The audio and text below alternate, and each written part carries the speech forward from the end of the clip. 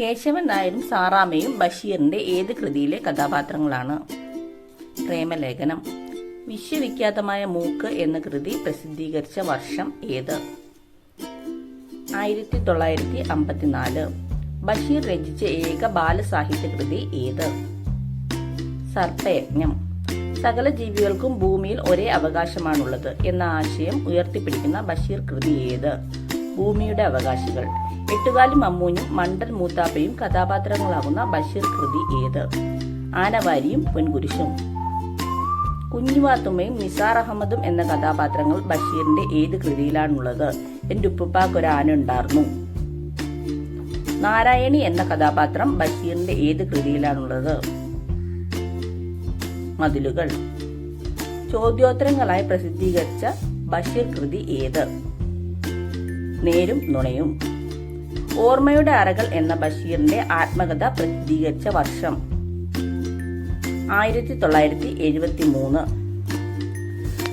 ആകാശമിട്ടായി കഥാപാത്രമായ ബഷീർ കൃതി ഏത്? പ്രേമലേഖനം. കേന്ദ്ര സാഹിത്യ അക്കാദമി അവാർഡ് ബഷീറിന് ലഭിച്ച വർഷം ഏത്?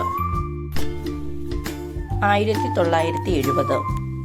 1954 ബഷീർ രചിച്ച കൃതി ഏത്? പാത്തുമ്മയുടെ ആട്. ബഷീർ പ്രസിദ്ധീകരിച്ച ആദ്യ കഥ ഏത്? ഉത്തരം തങ്കം.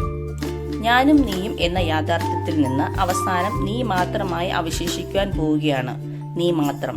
ബഷീറിന്റെ ഒരു കൃതി തുടങ്ങുന്നതും അവസാനിക്കുന്നതും ഈ വാചകത്തിലാണ്. ഏതാണ് ഈ കഥ? ഉത്തരം അനർഘ നിമിഷം. ഒന്നും ഒന്നും ഇമ്മിണി വല്യ ഒന്ന് എന്ന മജീദിന്റെ തത്വം ഏത് കൃതിയിലാണ്? ബാല്യകാല സഖി. കറുത്തിരുണ്ട് വിരൂപയായ നായികയും ചട്ടുകാലും കോങ്കണ്ണും കൂനുമുള്ള യാചകൻ നായകനുമായുള്ള ബഷീറിന്റെ കൃതി ഏത്? തങ്കം. അസുഖം മൂലം തലയോലപ്പറമ്പിൽ വെച്ച് 1954 ബഷീർ രചിച്ച കൃതി ഏത്? പാത്തുമ്മയുടെ ആട്. വിദ്യാഭ്യാസത്തിന്റെ പ്രാധാന്യം ലക്ഷ്യമിട്ടുകൊണ്ട് 1951 ബഷീർ രചിച്ച കൃതി ഏത്? എൻ്റെ ഉപ്പപ്പാക്കൊരാന ഉണ്ടായിരുന്നു. താര, പാപ്പച്ചൻ, ഏലിക്കുട്ടി, പോളി എന്നീ കഥാപാത്രങ്ങൾ ഉള്ള ബഷീറിന്റെ കൃതി ഏത്? താര സ്പെഷ്യൽസ്.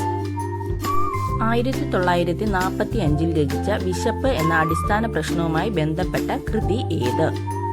ഉത്തരം ജന്മദിനം.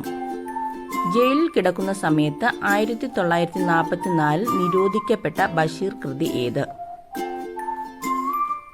ഉത്തരം പ്രേമലേഖനം.